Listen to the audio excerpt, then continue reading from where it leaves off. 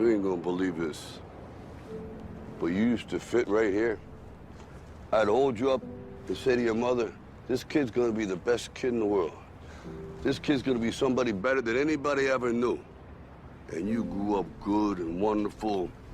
It was great just watching you every day. It was like a privilege. Then the time come for you to be your own man and take on the world, and you did. But somewhere along the line, you changed. You stopped being you. You let people stick a finger in your face and tell you you're no good. And when things got hard, you started looking for something to blame, like a big shadow.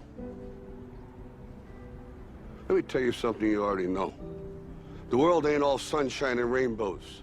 It's a very mean and nasty place, and I don't care how tough you are, it will beat you to your knees and keep you there permanently if you let it. You, me, or nobody is gonna hit as hard as life. But it ain't about how hard you hit. It's about how hard you can get hit and keep moving forward. How much you can take and keep moving forward. That's how winning is done. Now, if you know what you're worth, now go out and get what you're worth. But you gotta be willing to take the hits and not pointing fingers saying you ain't where you wanna be because of him or her or anybody. Cowards do that, and that ain't you. You're better than that.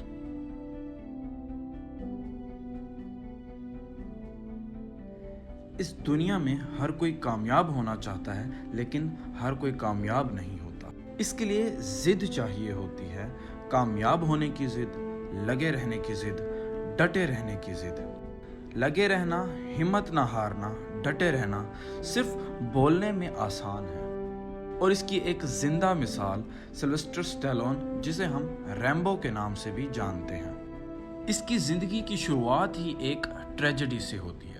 वो ये कि उसकी वालदा के साथ कुछ जिस्मानी मसले थे, जिसका नतीजा ये निकला कि जब वो पैदा हुआ तो उसके चेहरे का नीचे का हिस्सा फालिज का शिकार था। तो उस वजह से बचपन में उसे बोलने में मुश्किल होती थी, जिसकी वजह से दूसरे बच्चे उसे तंग करते थे। इसके अलावा उसके घरेलू मामलात ठीक नहीं थे, उसके वालिदैन झगड़ते रहते थे और उसका ख्याल नहीं करते थे, जिसका नतीजा ये निकला कि उनकी तलाक हो गई। और इस चीज़ का स्टैलोन पर बड़ा बुरा असर पड़ा। जब वो बड़ा होने लगा तो उसके गुस्से की वजह से उसे बहुत सी लड़ाई झगड़ों का सामना करना पड़ता, जिस वजह से उसे 14 बार स्कूल से निकाल दिया गया। इन चीज़ों का नतीजा ये निकला कि उसकी हिम्मत और कॉन्फिडेंस वक्त के साथ साथ ख़त्म हो रहा था, तो उसने बॉडी बिल्डिंग शुरू कर दी। कॉलेज से निकाले जाने के बाद उसने एक्टर बनने के लिए न्यूयॉर्क का रुख किया, लेकिन उसे बहुत सी रिजेक्शंस का सामना करना पड़ा। लेकिन उसने हिम्मत नहीं हारी। लगातार कई सालों की कोशिशों के बाद उसे मूवीज़ में छोटे छोटे रोल मिलना शुरू हो गए।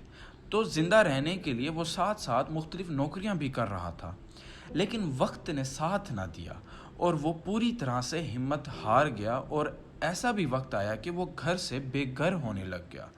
कई कई रातें उसके पास रहने को जगह नहीं होती थी। वो कई रातें बस स्टेशन पर सोता रहा। उसके पास एक कुत्ता था जिससे वो बहुत प्यार करता था। ये स्टैलोन के अल्फाज हैं कि जब मैं 26 साल का था, मैं पूरी तरह से टूट चुका था। मेरे पास सिर्फ 2 जोड़े पैंट्स के थे जो मुश्किल से फिट आते थे, और जूते ऐसे थे कि जिनमें सुराख थे, और मेरी कामयाबी मुझसे कोसों दूर थी। मैं परेशान था, दिल बर्दाश्ता था, लेकिन मेरे पास मेरा कुत्ता था जिसका नाम बुक्तस था, जो कि मेरा बेहतरीन दोस्त था, मेरी हिम्मत था, मेरे जोक्स पर हंसता था, और ये एक इकलौती ज़िंदा चीज़ थी जो मुझसे प्यार करता था। हम दोनों बेहतरीन दोस्त थे, लेकिन हम दोनों कमज़ोर थे, भूखे थे और एक बस स्टॉप पर सोते थे।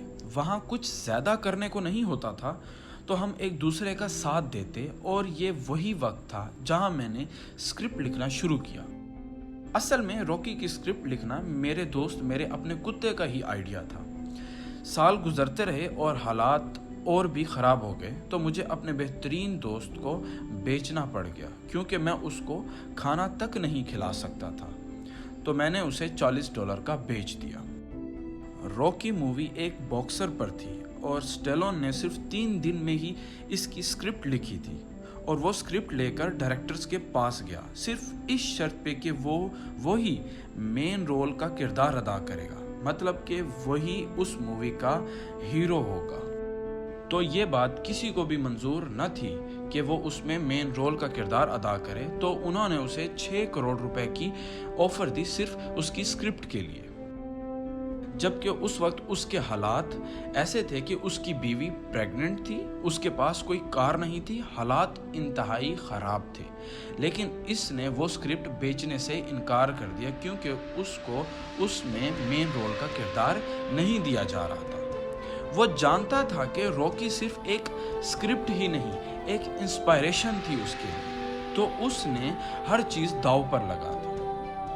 تو ہوا یوں کہ اس کے اس ضدی پن کی وجہ سے مووی بنانے والی کمپنی نے وہ اسکرپٹ اس سے خرید لی اور اسے مین رول کا کردار ادا کیا صرف $25,000 پر، جبکہ وہ صرف اس اسکرپٹ کا 6 کروڑ دے رہے تھے۔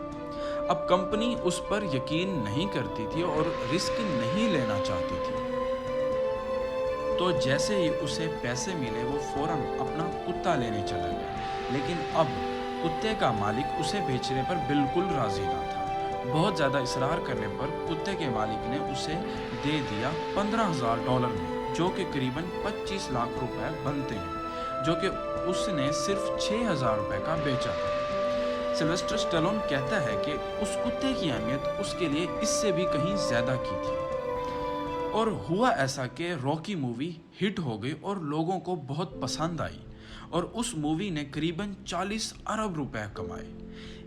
اس کی سٹوری اس چیز کا ثبوت ہے کہ اگر آپ بہت زیادہ محنت کریں، لگن اور ہمت کریں تو کوئی بھی چیز ممکن ہو سکتی ہے۔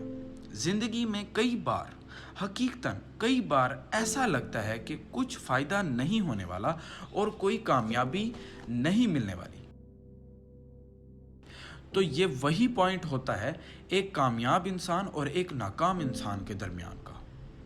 اپنے آپ کو بدلیے۔ اگر آپ کو لگتا ہے کہ فائدہ نہیں ہو رہا، لوگ آپ کو فالو نہیں کر رہے، تو آپ اپنے آپ کو بدلیے، غلطیاں تلاش کیجیے، کامیابی ایک دن آپ کی ہوگی۔